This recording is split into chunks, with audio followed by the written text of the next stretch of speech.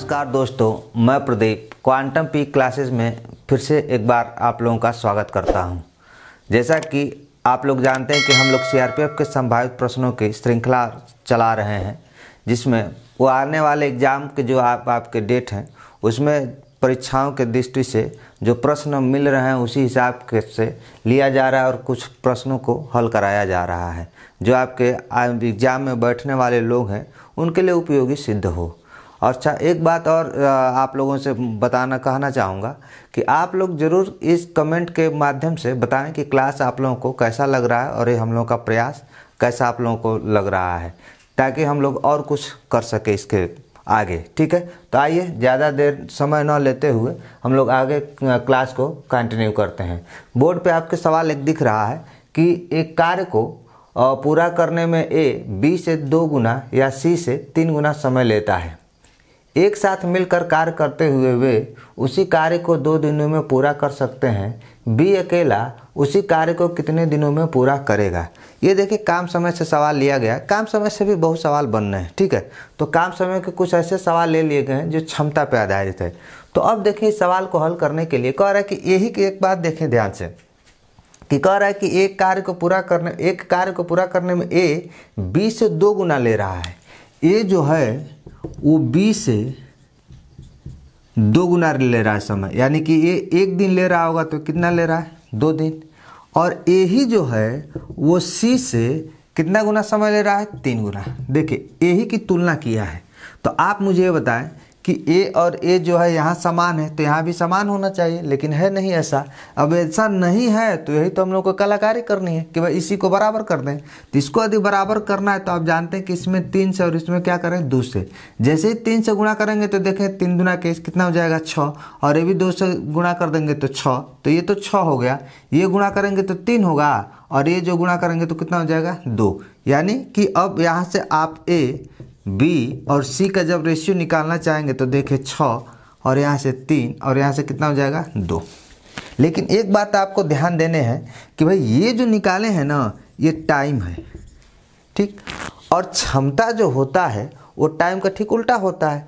तो क्षमता की यदि बात करें तो इसकी इफिशियंसी आप निकालेंगे तो देखिए 6, 3 और 2 का आप एलसीएम ले लीजिए। 6, 3, 2 का एलसीएम लेंगे तो 6 होगा, भाग करेंगे 6 से तो 1 होगा, 3 से भाग करेंगे तो 2 होगा, 2 से भाग करेंगे तो 3 होगा। यानी अब ये बात समझ में आ गई कि ए एक काम को उसको एक जो है 1 दिन में 1 काम करेगा, बी 2 काम, और सी जो कितना काम करेगा, 3। यदि तीनों लोग मिलेंगे तो 3 2 5 और कितना, 6 काम करेंगे। तो 6 काम करेंगे ये तीनों लोग मिलकर। कितने दिन काम किए हैं, 2 दिन। तो देखिए 2 से गुणा कर दूंगा, यही जो है टोटल काम है, क्योंकि क्षमता में जो ही दिन से गुणा करेंगे तो टोटल काम निकलेगा। अब देखिए ये जो है काम पूरा हो गया कि इतना काम करना है। यही काम किसको करना है, तो ये कह रहा है कि बी को। बी 1 दिन में कितना काम करेगा, 2। तो देखिए 2 गुणे एक्स, 2 से 2 कटेगा तो एक्स बराबर कितना हो गया, 6। यानी कि बी जो इस काम को कितने दिन में करेगा, तो 6 दिन में करेगा। ठीक है ना। आइए अगला लेते हैं सवाल।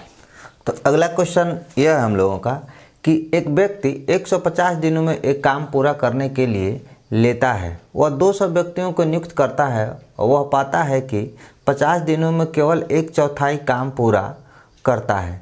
काम को समय से पूरा करने के लिए उसे कितने अतिरिक्त व्यक्तियों को नियुक्त करना चाहिए। ठीक है, तो अब देखें, ऐसे सवाल के लिए कह रहा है कि भाई 150 दिन लिया है वो कि 150 दिन में काम हम पूरा करा देंगे। लेकिन किया क्या है कि पहले 200 व्यक्तियों को काम पे लगा दिया है। ठीक है, तो 200 व्यक्ति को काम पे लगा दिया और कितने दिन काम कराया है 200 व्यक्तियों से, तो 200 व्यक्तियों से 50 दिन काम कराया। लेकिन उसे अंदाज़ा चल जाता है कि भाई ये इस तरह से स्पीड से काम चलता रहा तो काम समय पे पूरा नहीं हो पाएगा। तो उसने क्या किया कि जाहिर है कि आदमी की संख्या बढ़ाएगा। तो आदमी की संख्या जो 200 थी अब वो बढ़ा कर दिया 200 प्लस कितना, एक्स। ठीक, और ये जो मान लीजिए कि 150 दिन में तो करना ही था, 50 दिन यहाँ हो गया तो बचा कितना, तो अब बचेगा 100 दिन करने के लिए। लेकिन हाँ, एक चीज़ और देखें कि इसमें यह स्थिति है कि भाई अब वो कितना हो रहा था, तो ये कह रहा था कि काम की जो संख्या है वो काम की संख्या 1/4, यानी 1/4 का ये मतलब है कि 4 में वो 1 कर दिया है काम। ठीक, तो 4 में 1 काम 1 कर दिए तो बचा कितना काम होगा, 3 काम बचा होगा। तो अब इसी को करना है। ये जो है MDH मसाले वाले सूत्र पे आप इसे लगा सकते हैं, ठीक है ना। तो और काम की संख्या हमेशा नीचे रहती है, बस इसका उपयोग कर दिए हैं। तो आप यहाँ ध्यान से देखेंगे कि भाई ये 100 से तो ये 100 2 जीरो कटेंगे, ठीक है। अब देखें क्या हो सकता है। तो यहाँ आप ये देखेंगे कि अब मैं इसे हल करूँ तो 5 दुना के कितना हो जाएगा, 50 के 100 हो जाएगा, और इधर बराबर हो जाएगा 200 प्लस x। तो इधर आप जैसे ही 3 का, अच्छा एक बात और देखें यहाँ पे कि इस 3 से जब गुणा करते, छूट रहा था 3, तो यहाँ कितना हो जाएगा, 5 दुना के इतना 50 100, और ये कितना हो जाता 300 और इतना। तो x बराबर 300 में से 200 घटा देंगे तो कितना हो जाएगा 100।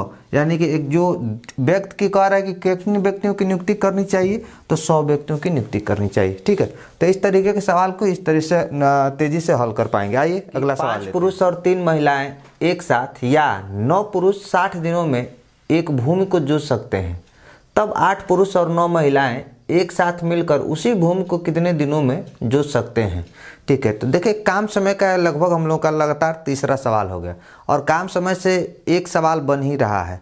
तो ये भिन्न भिन्न प्रकार के इसलिए लिया जा रहा है कि आपके थोड़ा सा सहयोग हो सके, तेज़ी से आप कर सकें और हम लोग भी सहभागी हो सकें उसमें। तो देखें ऐसे सवाल के लिए क्या किया जाए इसमें कि कह रहा है कि 5 पुरुष और 3 महिलाएँ।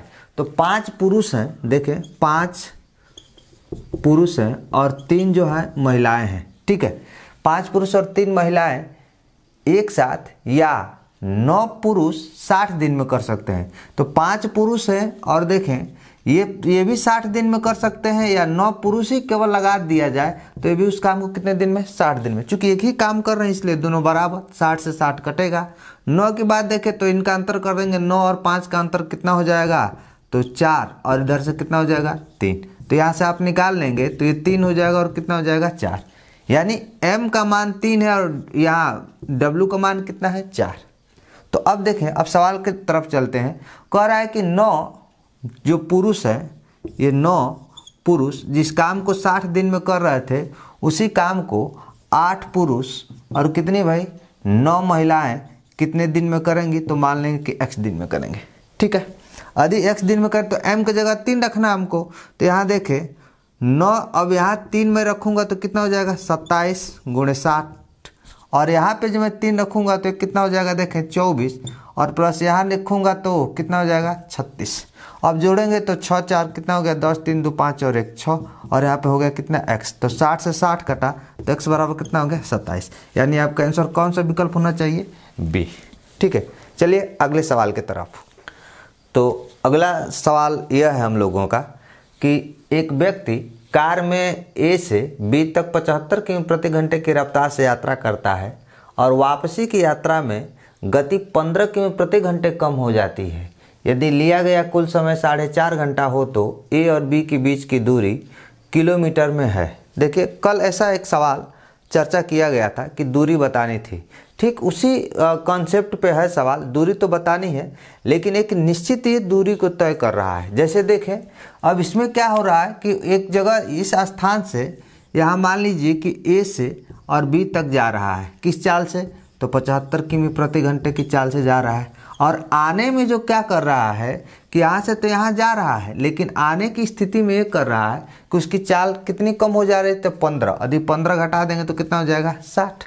तो आप ये बताएं कि एक निश्चित यदि दूरी है तो तरीके देखे कई है, लेकिन कल बता रहे थे कि आप वो तरीका लगा दें कि यदि दूरी बतानी है बीच की तो एक्स वाई और x + y × t। अच्छा ये क्या है, तो औसत चाल है, और ये क्या है इसकी, तो यह इसका समय है। चाल में जो ही समय से गुणा करेंगे तो दूरी निकलेगी। अब इतना यदि आपको पता है तो देखिए x का मान कितना है 75 और इसका कितना हो गया 60। 75 और 60 को जोड़ देंगे तो 5 और 7 और 6 कितना हो जाएगा 13, और गुणे यहाँ देखें समय कितना ले रहा है 4.5 घंटा। 4.5 घंटा का मतलब कि 9/2, ठीक है। तो आप देखें 15 से कटाएंगे 5 बार में और ये 9 बार में, 9 से 9 कटेगा, और जब इसे कटा देंगे तो कितना हो जाएगा 30 और 5 × 15, यानी कि 150 किमी दूरी होगी, और ये आपका विकल्प डी सही है। आप इसे चाहते तो रेशियो पे भी ले जाकर सेट कर सकते थे। ये किमी प्रति घंटा है, ये ध्यान देंगे कि किमी प्रति घंटा है। तो ये रेशियो पे भी ले जाकर सेट कर देंगे, लेकिन ये तरीका जो है थोड़ा सा आपका कैलकुलेशन तेज कर देगा और हम लोग का उद्देश्य यही है कि समय बचाया जाए। चलिए अगले सवाल की तरफ चलते हैं। अगला सवाल यह है हम लोगों का, देखिए ये सवाल सरलीकरण से है। अच्छा, एक स्पीड थोड़ा सा हम लोग तेज़ी से कर रहे हैं कि सवाल ज़्यादा हल कराया जा सके और कम ही समय में, इसलिए स्पीड थोड़ा सा ज़्यादा कर दिया गया है कि हल करने के लिए।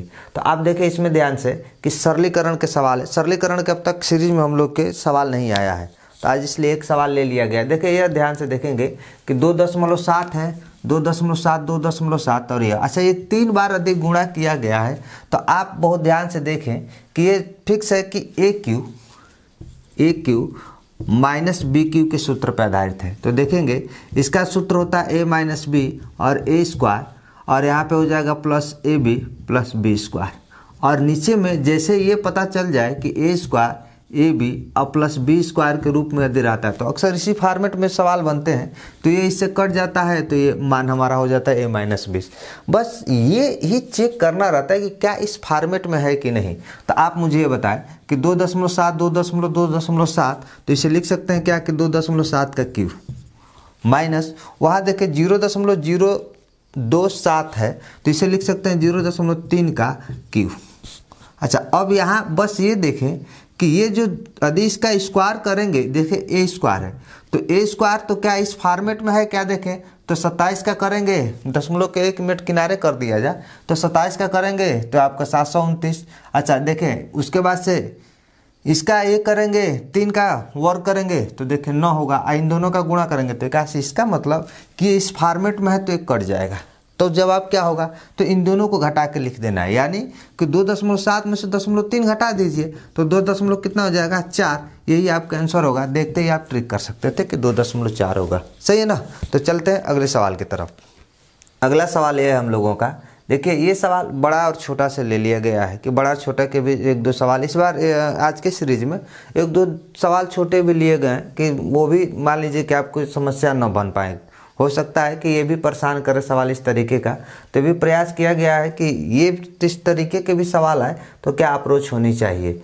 जैसे इसमें कह रहा है कि निम्नलिखित में से कौन सबसे बड़ा है, भिन्न में बताना है। तो आप एक बात बताएं, देखिए 7 बटा में कितना है 8, 13 बटा में कितना है 16, और 63 बटा में कितना है 80, और कितना है 31 बटा में कितना है 40। अब देखिए यहाँ यदि इसे हल करेंगे तो इनका अंतर पे एक तो बात आती है, एलसीएम भी निकालेंगे, भाग भी देंगे तो थोड़ा समय लगने लगेगा। तो अब देखिए अंतर करेंगे तो हर किसी का अंतर ज़्यादा होने लगे, जैसे भी यहीं अंतर निकालेंगे तो ज़्यादा मान आने लगेगा। तो इसके लिए देखिए क्रॉस वाला अच्छा है कि 16 से 1 करेंगे तो 126, 8 से 1 करेंगे तो 104 हो जाएगा, ठीक है। तो इससे क्या है, तो ये बड़ा है। यदि इससे ये बड़ा है इसका मतलब कि ये नहीं होगा। अब हमको इससे तुलना कर देना है। देखिए जब इससे तुलना करेंगे तो 8 7 56, और जब इसका गुणा करेंगे तो 8 6 48 होगा, यानी ये 50 के ही करीब रह जाएगा, समझ रहे हैं। तो इसका मतलब कि इससे भी ये बड़ा है तो ये नहीं होगा। और फिर इससे गुणा करेंगे तो 4 7 28 280, और यह गुणा करेंगे तो 8 3 24, यानी कि ये 240 उसके करीब हो रहा है। इसका मतलब कि इससे भी ये बड़ा है, तो कौन बड़ा होगा, 7 बटा में 8 आपका ये सही है, ठीक है। चलिए आगे चलते हैं। तो अगला प्रश्न देखें, यह है जो कि आय संबंधी से है प्रश्न। प्रश्न क्या है कि रानी और मोनी की वर्तमान आयु के बीच क्रमशः अनुपात जो है 6:7 है। यदि मोनी की आयु रानी से 4 वर्ष अधिक है तो 4 वर्ष बाद रानी और मोनी की आयु क्रमशः अनुपात क्या होगा, ठीक। तो ऐसे सवाल के लिए अब देखें क्या करेंगे कि रानी है और कौन है, मोनी है। तो रानी और मोनी की आयु का अनुपात कितना है भाई, 6:7 है। और एक और है कि जो ये मोनी की आयु है रानी की आयु से कितना अधिक है, 4 वर्ष। लेकिन यहाँ पे जो अंतर है कितना, 1, और 1 की वैल्यू कितनी है 4। तो कह रहा है कि अवश्य 4 वर्ष बाद जो है उनकी आयु का अनुपात क्या होगा। तो बहुत ध्यान से देखें, अब ये अनुपात है और ये वर्ष है, तो अब कह रहा है कि 4 यानी कि 4 का जो वर्ष का मान होगा अनुपात में कितना होगा 1। देखिए कितना आसान सवाल है कि 4 वर्ष के अनुपात का मान कितना होगा 1। मैंने उल्टा सोच लिया तो बस इस क्या करेंगे 1 को जोड़ देंगे इसमें। देखिए 1 वर्ष बाद कह रहा है 4 वर्ष बाद कह रहा है यानी कि इसमें 1 1 जोड़ेगा तो ये हो जाएगा 7 और ये हो जाएगा कितना 8 यानी कि 7 संबंध कितना होगा 8। देखें 7 संबंध 8 ये आपका विकल्प सही होगा। ठीक है, चलिए नेक्स्ट प्रश्न के तरफ। अगला सवाल यह है दोस्तों, यह इस बार लिया गया है क्या नाम है क्षेत्रमिति से। क्षेत्रमिति से रोज प्रयास किया जा रहा है कि एक सवाल हल करा दिया जाए। इस बार ये जो है सवाल समलंब चतुर्भुज का है। तो आइए देखें, एक समलंब चतुर्भुज के 2 समांतर भुजाओं के बीच का अंतर जो 4 सेमी और उनके बीच की लंबवत दूरी जो है 19 सेमी है। यदि समलंब चतुर्भुज का क्षेत्रफल 475 वर्ग सेमी है तो समांतर भुजा की लंबाई ज्ञात कीजिए। ठीक है, तो अब देखें पहले तो ये देखें कि समलंब चतुर्भुज होगा कैसा। तो समलंब चतुर्भुज की स्थिति जो होगी इस तरीके की। ठीक, ये इसकी समांतर भुजाएं हैं और यही इसकी बीच की दूरी है। तो ये समांतर भुजाओं का जो अंतर जो दिया है वो कितना है। तो यदि मैं इसे a मान लूँ और ये इसे b मान लूँ तो ये कह रहा है कि उसका अंतर जो है a माइनस बी। यहाँ देखें a माइनस बी का मान कितना दे दिया है 4। ठीक है, तो अब a माइनस बी नहीं कह सकते हैं, इसे लिख लीजिए। देखें इसे उल्टा थोड़ा सा कर दे रहे हैं, इसे b कर दे रहे हैं और इसे a कर दे रहे हैं। तो इससे हो जाएगा a माइनस बी क्योंकि ये बड़ी भुजा होगी। तो a माइनस बी का मान दे दिया है 4 और ये मान जो दिया है कितना 19 सेमी और ये कितना है 4 सेमी। तो अब देखें अब क्षेत्रफल भी इसका दिया है। तो क्षेत्रफल का जो सूत्र होता है 1/2 समांतर भुजाओं का योग यानी कि a plus b into h यानी कि बीच की दूरी d और यही इसका दे देता है क्या भाई। तो इसका क्षेत्रफल निकलता है और क्षेत्रफल आपको दिया है 400 कितना 75।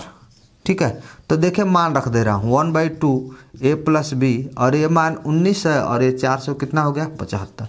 19 जब आप इसे कटाएंगे 19 दूना के 38 और ये जो हो जाएगा 19 5 95 25। तो a प्लस बी की जो वैल्यू निकालेंगे तो कितना हो जाएगा 50।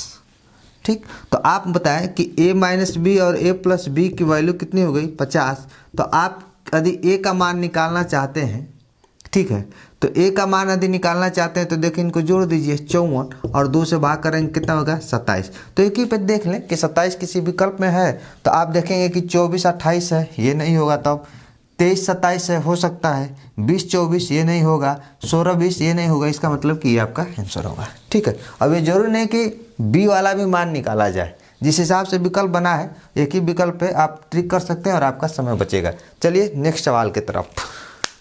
अगला प्रश्न यह है हम लोगों का कि एक परिवार के 7 सदस्यों की औसत आयु 25 है। यदि इन सदस्यों में से एक जिनकी आयु 28 वर्ष है को बाहर रखा गया है तो अन्य 1 संबंधी 2 संबंधी 3 संबंधी 4 संबंधी 5 संबंधी 6 के अनुपात में है। परिवार के सबसे बड़े सदस्य की आयु ज्ञात कीजिए। तो अब देखें सबसे बड़े सदस्य की आयु ज्ञात करनी है तो अब यहाँ ध्यान से देखें कि इनके सदस्यों की जो टोटल आय का औसत है कितना है भाई 25।